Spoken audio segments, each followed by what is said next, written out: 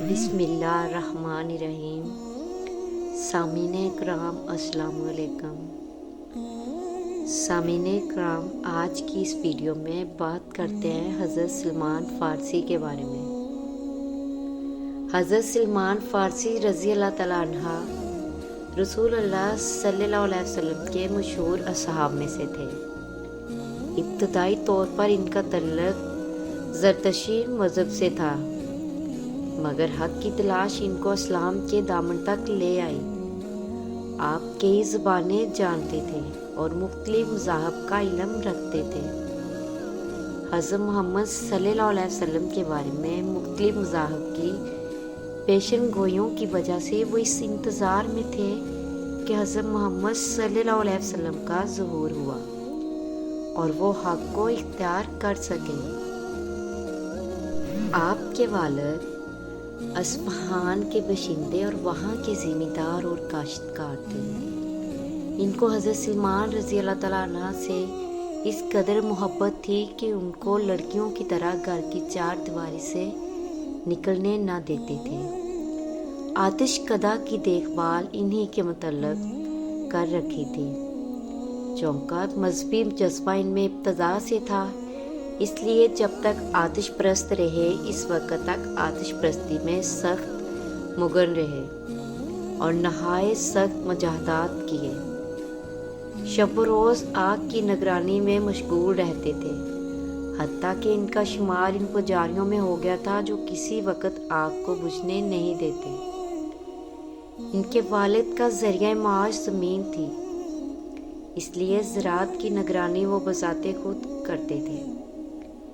एक दिन वो घर की मरम्मत में मशगूलियत की वजह से खेत खुद न जा सके और इसकी देखभाल के लिए हज़रत सलमान को भेज दिया। उनको रास्ते में एक गिरजा मिला।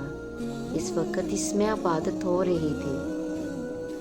नमाज की आवाज़ सुनकर देखने के लिए गिरजे में चले गए।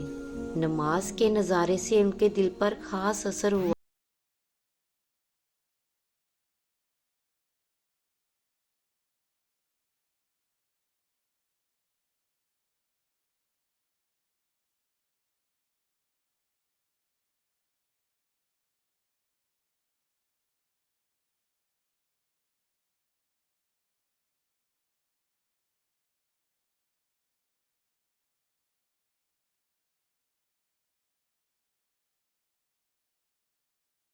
पूछा, अब तक कहाँ रहे?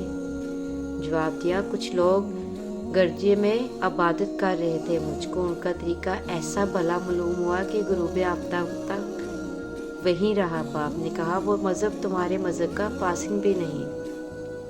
जवाब दिया, बाखुदा वो मज़हब हमारे मज़हब से कहीं बरतर है। इस जवाब से उनके बाप को ख़तरा पैदा हो गया कि कहीं ये अपने ख्यालात तब्दील ना कर ले। और हज़रत सलमान फ़ारसी ने हक का सफ़र जारी रखा। अबुल तुफ़ैल आमिर बिन वासला ने बयान किया, मुझसे हज़रत सलमान फ़ारसी रज़ी अल्लाह तआला अन्हा ने बयान किया कि मैं जी वालों में से था और मेरा कस्बा चुतकबरे घोड़े की इबादत किया करते थे और मैं समझता था कि ये किसी हकीकत पर नहीं। मुझे बताया गया, जिस दीन का तू तलबगार है वो मगरिब की सिमत में है। तो मैं निकल पड़ा, हत्ता कि मैं मौसुल की सरजमीन के करीब पहुंच गया। मैंने वहां के सबसे बड़े आलिम के बारे में पूछा तो मुझे एक इबादत खाने में रहने वाले एक आदमी का बताया गया। मैं उसके पास गया और उससे कहा,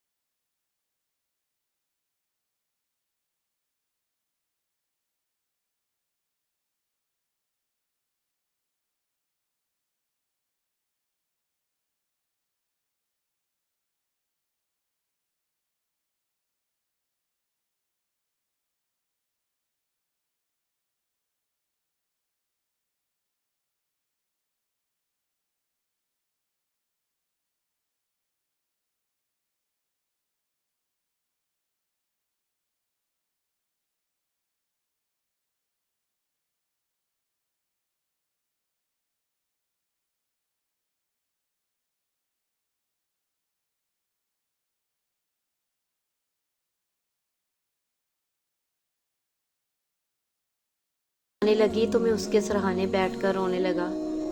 उसने पूछा किस वजह से रोते हुए। मैंने उसे फिर अपना किस्सा सुनाया।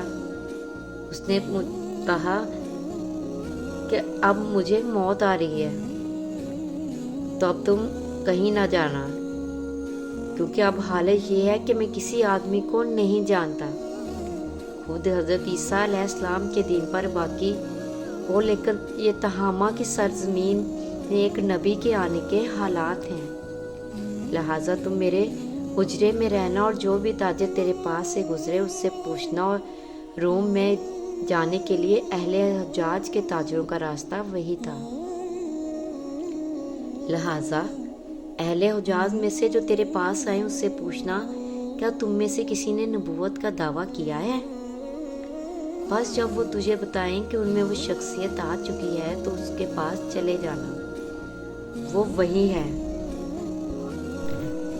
जिसकी हज़रत ईसा अलैहिस्सलाम ने खुशखबरी दी थी, और उसकी ये निशानी ये है कि उसके दोनों कंधों के दरमियान मोहर नबूवत होगी, और वो हदिया से खाएगा, सदका नहीं खाएगा। चनाचा उसका इंतकाल हो गया और मैं उसकी जगह पर रहा। जो भी मेरे पास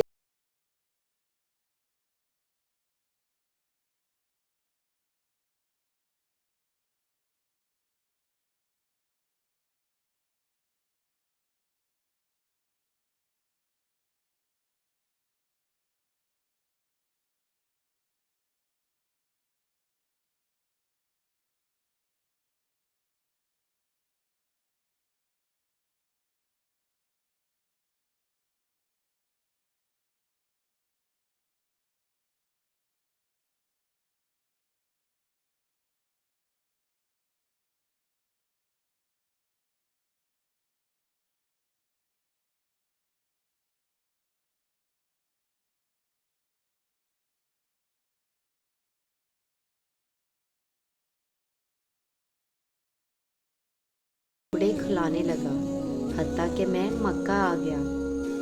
जब मैं मक्का आ गया तो उसने मुझे 2 हबशियों के साथ अपने बाग में ठहरा दिया।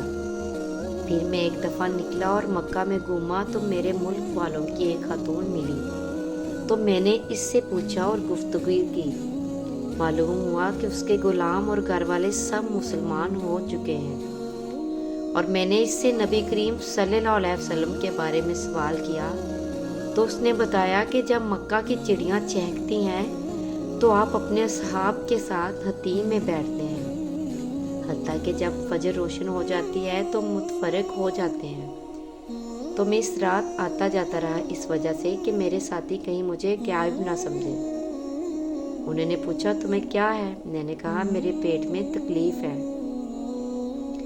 बस जब वो घड़ी आई जिसका उसने मुझे बताया था कि इसमें आप तशरीफ़ फरमा होते हैं, तो मैं नबी करीम सल्लल्लाहु अलैहि वसल्लम की खिदमत में हाजिर हुआ। तो आप हतीम में अपनी चादर कमर और घुटनों के गिर्द बांध के बैठे थे, और आपके असहाब सामने बैठे थे। मैं आपके पीछे से गया तो आपने मेरा मकसद जान लिया और अपनी चादर छोड़ दी, और वो गिर पड़ी। तो मैंने आपके कंधों के दरमियान मोहरे नबूवत देख ली। मैंने दिल में कहा अल्लाह अकबर, ये एक निशानी हो गई। फिर जब अगली रात आई तो मैं इसी तरह गया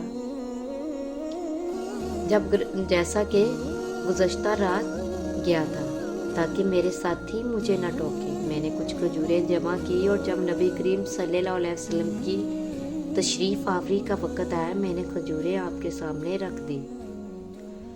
आपने दरियाफ़त फरमाया क्या है? मैंने कहा सदका है।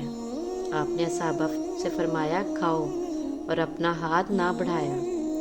मैंने दिल में कहा अल्लाह अकबर, ये 2 निशानियां पूरी हो गई। जब अगली रात आई तो मैं कुछ खजूरें जमा की। फिर आप जिस वक़्त तशरीफ़ रखते थे उसमें आया और खजूरें आपके सामने रख दी। आपने पूछा ये क्या है? मैंने अर्ज़ किया हदिया है। तो आपने भी तनावल फरमाई और सहाब ने भी। मैंने कहा अशहदु अल्ला इलाहा इल्लल्लाह व अशहदु अन्ना मुहम्मद रसूलुल्लाह। तब रसूलुल्लाह सल्लल्लाहु अलैहि वसल्लम ने मेरा माजरा दरियाफ्त फरमाया, तो تو میں نے آپ کو بتا دیا۔ اس وقت رسول اللہ صلی اللہ علیہ وسلم نے مجھ سے فرمایا، جاؤ اور اپنے آپ کو خرید لے۔ میں اپنے مالک کے پاس گیا اور کہا، تم مجھے بیچ دو۔ اس نے کہا، درست ہے، میں تجھے تیرا نفس اور اس کے عوض بیچتا ہوں کہ تم مجھے کھجور کے 100 درخت کاشت کر دے۔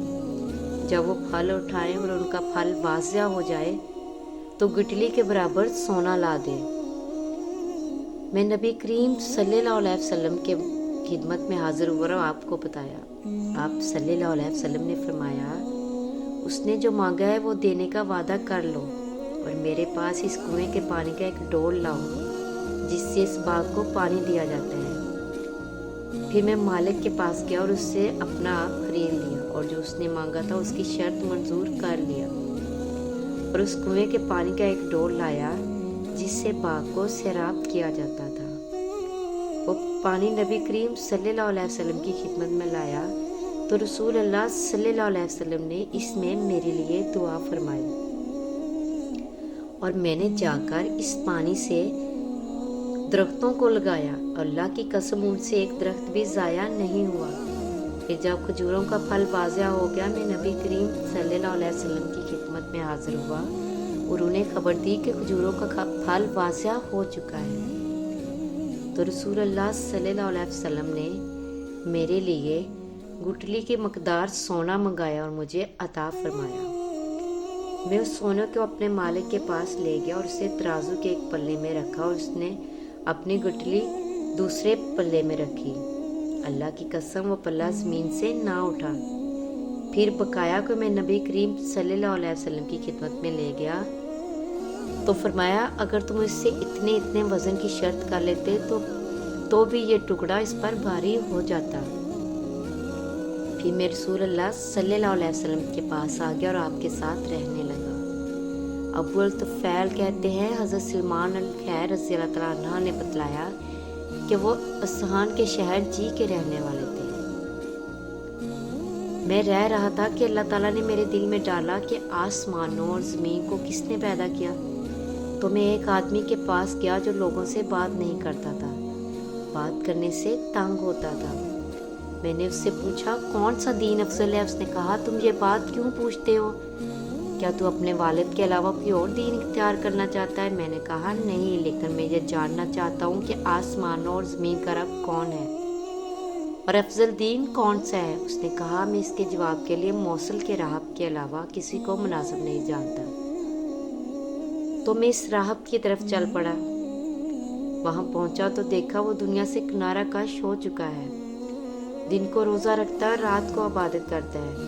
میں بھی اسی کی طرح عبادت کرنے لگا، اور اس کے ہاں 3 سال رہا۔ پھر اس کا انتقال ہونے لگا تو میں نے پوچھا، مجھے تم کس کے ہاں جانے کی وصیت کرتے ہو؟ کہا، میں اہل مشرق میں سے کسی کو اس راہ پر نہیں پاتا جس پر میں ہوں، لہٰذا تم اس جزیرہ سے آگے ایک راہب ہے، تم اس کے پاس جانا اور میرا سلام کہنا۔ پس میں اس کے پاس گیا اور اس کے سلام پہنچائے اور بتایا کہ وہ فوت ہو گیا ہے۔ حضرت سلمان فارسی فرماتے ہیں کہ ان کا یہ سفر حق کی راہ میں اسی طرح جاری رہا، لیکن ان کی جستجو ختم نہ ہوئی۔ اللہ تعالیٰ نے ان کے دل میں ایمان کی روشنی ڈالنی تھی، اسی لیے ان کو ان کی منزل تک پہنچا دیا، اور وہ ہمارے پیارے نبی اعظم محمد صلی اللہ علیہ وسلم کے پاس پہنچ گئے۔